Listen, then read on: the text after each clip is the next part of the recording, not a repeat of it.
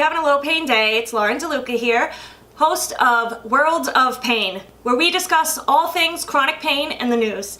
This week we would like to welcome everybody back to the program. We had a few episodes in 2018, and in 2019 we at Chronic Illness Advocacy and Awareness Group are really going to be upping our game and helping the community in as many platforms as we can, including video, written, and of course through emails with our membership platform.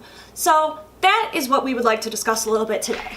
In our second year at Chronic Illness Advocacy and Awareness Group, we really want to expand our fight at the state level. In 2018 and 2017, we were largely focused on the federal level as H.R. 6 Support Act was coming down with many changes that were going to restrict medical access to opiate medications and make it more difficult for the chronically ill. And as we all know, it's already become quite devastating with individuals unable to access their medications that they would safely access for many years. And sadly, we have seen a dramatic spike in suicide.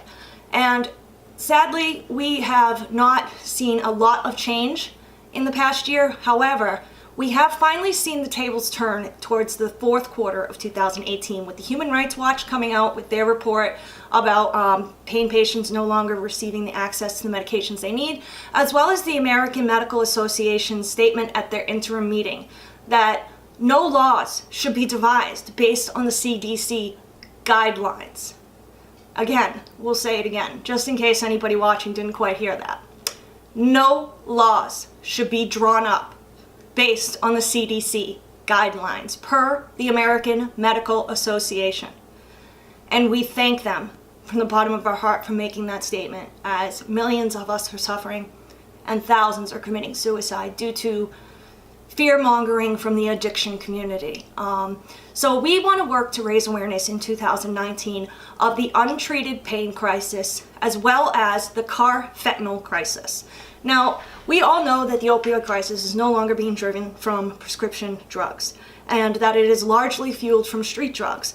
And the street drug that is causing a lot of these deaths is actually called carfentanil, not fentanyl. And carfentanil is a powerful elephant tranquilizer which has never been meant for human consumption.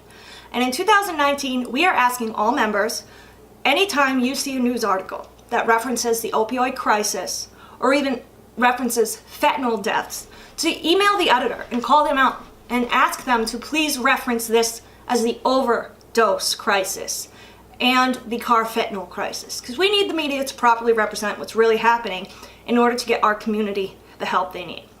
And the secondary awareness that we need to be working on is the untreated pain crisis. Now, there's a really specific reason we call it the untreated pain crisis. I mean, one, that is what we are in.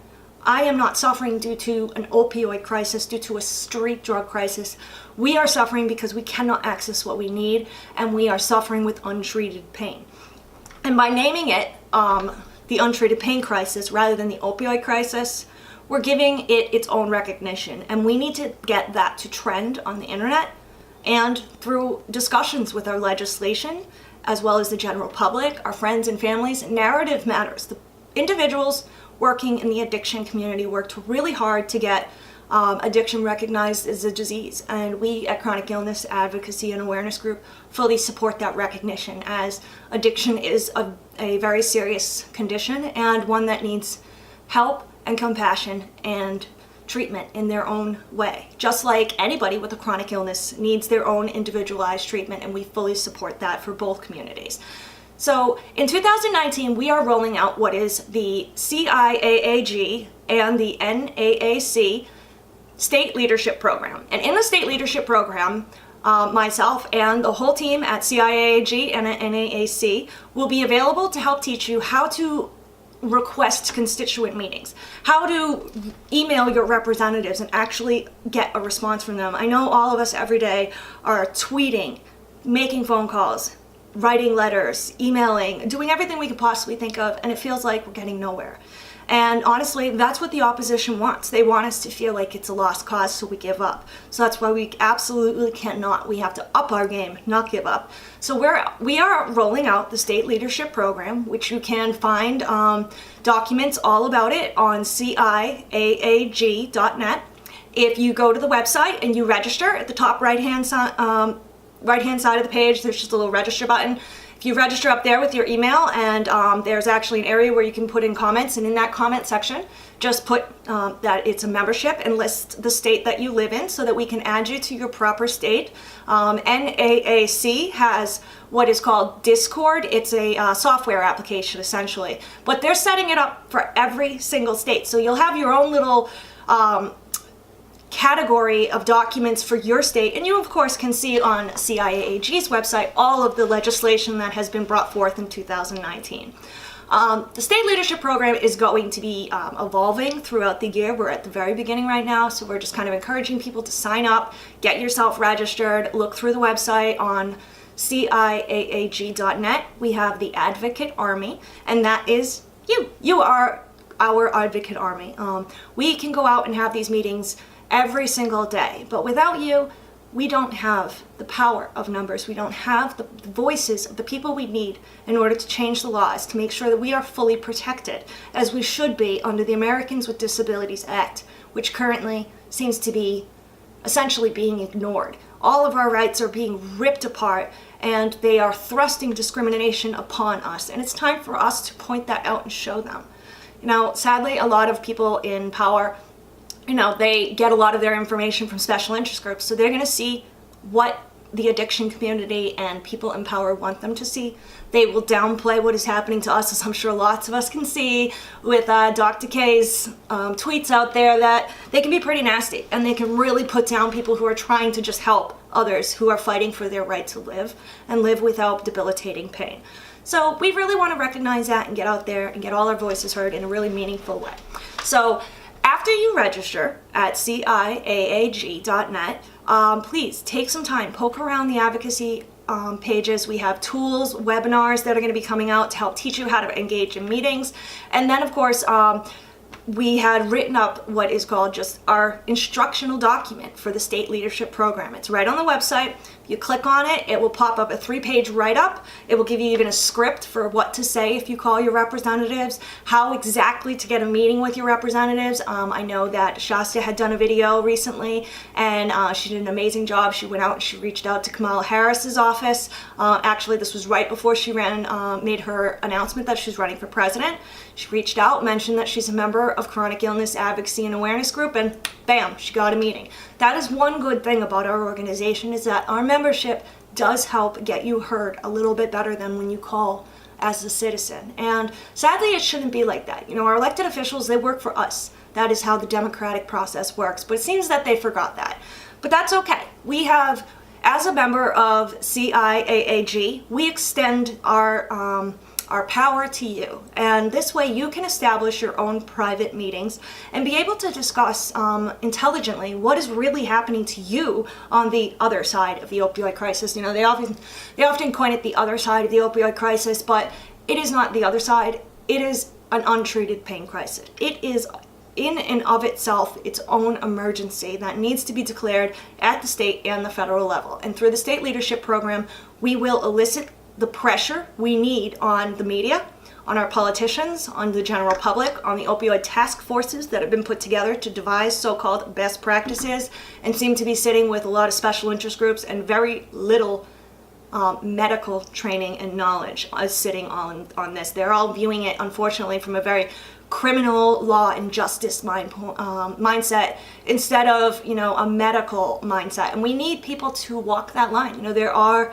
two very stark differences when it comes to opiates. They can be heavily abused, and that can become problematic, or they can be used as prescribed, and they can be life-saving. There are approximately 9 million people that, should they lose access to opiate medications, they will not just suffer, they will not just have a decline in quality of life. Their condition will decline to the point that they will die. So this medication does keep people alive. I am one of those 9 million people where, should I have lost my medication, it could cause my death. It won't just be simple suffering. And let's not downplay that. The suffering is extreme. It is not simple. It is not what the normal healthy person refers to as pain. And that's what we really need to convey in these meetings. And part of the state leadership program, we're going to be sending out really carved out notes. You're going to get copies of all of our research. Everything that we are doing behind the scenes is going to be transferred down and over to you. And you'll have access to the executive team where we'll be able to train you if you're making your way up through, the ranks where you start with your representative, then you go to your state senator, you can move up to health and human services, maybe even get up to the governor. We will be there right there with you. The more of us able to meet with our representatives, the sooner we're going to get our help. And I want to empower everybody to use their voice. I know it can be scary, but honestly, the politicians, they're just like you and I. They're not that scary. Just talk to them. Talk to them like you would talk to a friend about how serious and stressful this situation is. Let them know how it is affecting your life. And then after you meet with the representatives, tweet it out. Tell everybody how it went. Let them know that it wasn't that hard. Trust me, according to the CDC, there's only 50 million of us, even though a year ago there's 100 million of us. So it's cute how they erased 50% of the population by focusing on the high impact chronic pain only. But I digress, and that will be a discussion for another day. But in any event, there's a lot more of us than there are of them. Our experiences are varied, but they all kind of have the same tone and the same message that the DEA, the FDA, and other regulatory agencies have overstepped into healthcare to the point where people are being killed through medical error, through refusal of treatment, or through pain and suffering that the person either declines in their condition and passes away, or they choose the ultimate escape and commit suicide to escape the pain and suffering that their doctors and the medical community is no longer supporting. And I want to see that turn around sooner than later. And with our members and with the State Leadership Program, we can do that. So please, go online today at ciaag.net and register to be a member. And while you're at it, you can click over to the NAAC website and register to access their statewide servers. They have state application software that you can access and get articles and relevant information all drilled down right to your state level. So there'll be a little bit of different information on each website, but they're complementary. We are working as a team in this, and we're really going to empower our community, and I'm very excited for everybody to join up. We're looking for leaders, so if you feel inclined to get involved, don't be shy. Email us at info@ciaag.net. We're looking for leaders to run the state panels. We have state panels to testify. We have state panels to go and attend the opioid task force meetings to see what they're up to, see if there's any areas where they might be stepping into our healthcare and we're going to get hurt, and they need to hear about that before they make this a rule or regulation, or even worse, a law, which, as I said previously, the American Medical Association strongly opposes laws to be devised for the regarding opioids and strict limits, which, despite that statement, we have several states bringing up more laws. New York has 57 state-level bills that are up. Massachusetts, I believe we have about 9 or 10. Every state has a chunk of bills that are being brought forth in 2019. And if nobody is there to oppose those bills, they will all pass. So we need our community to get out and testify and show up to these hearings. And we're going to be giving out awesome, how-to guides, things like that. We'll do some videos, some tutorials, webinars. We're going to make sure that you're very comfortable and you're going to be a really effective advocate, and get out there and build your own little advocate army. And we will have advocates all across the United States fighting for patient rights and fighting for compassionate, patient-centered care, as we will all eventually be brought to our knees with pain and suffering. And when that time comes, my hope is that through our work at CIAAG and at NAAC, we will be able to relieve the suffering that we have experienced for the future. We will be able to ensure safe medical care for millions of American citizens and other individuals around the world to receive the compassionate care they deserve in their time of need.